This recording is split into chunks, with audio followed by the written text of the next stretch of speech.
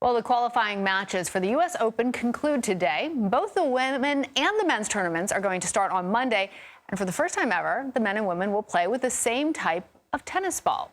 Jamie Lisanti is the assistant managing editor of Sports Illustrated. She joins us now. Hey there, Jamie. So many people may be actually surprised to know that men and women were playing with different balls before. Explain to us the significance of this move.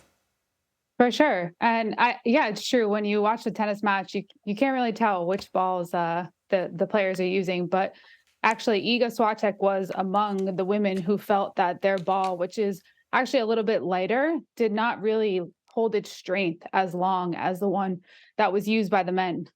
So the U.S. Open and the tournament director and Wilson kind of came together. And they said, you know what, this is on the players. Let them make the decision. And the players said, for sure, we prefer this extra duty felt ball.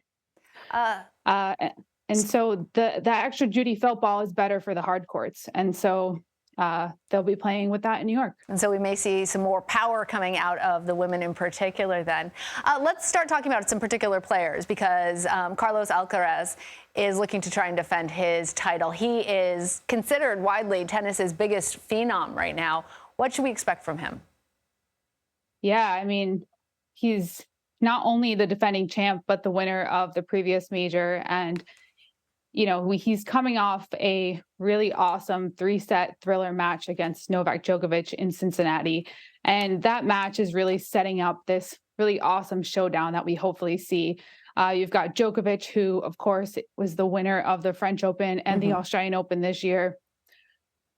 He has 23 majors. He'll be going for a record-tying 24th. And then on the other side, you have Carlos Alcaraz, who is obviously 20 years old, young, and he's winning. And he's also number one in the world. So this is really setting us up for a number one versus number two.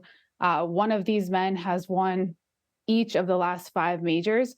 And so when we get to the U.S. Open, it's going to be really exciting. And hopefully we get that really awesome. I know a lot of people are hoping, match. are looking forward to seeing Djokovic and Alcaraz really sparring.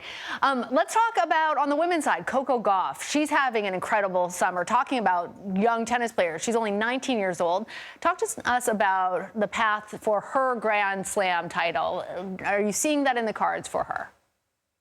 Yeah, I mean, Coco's only 19 years old, but you know, it's still so young, but it seems like she's older. She's mature. Her game is just so dominant. And we've also been talking about her since she was, you know, a young teenager, 16 years old. And so she's really peaking at the right time this summer. She got her first ever win against world number one Iga Swiatek at the Western and Southern Open last week in Cincinnati, and she won the title there.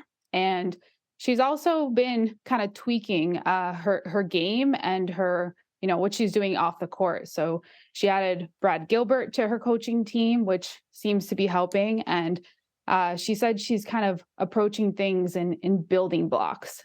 She's been focusing on the mental side of the game. And she actually said that she's been sitting down and watching other players like Carlos Alcaraz to kind of learn from them. So if at any point in her career she was going to win a major, this seems like a really good time to do it. Well, we'll be watching all of that. Jamie Lisanti, thank you.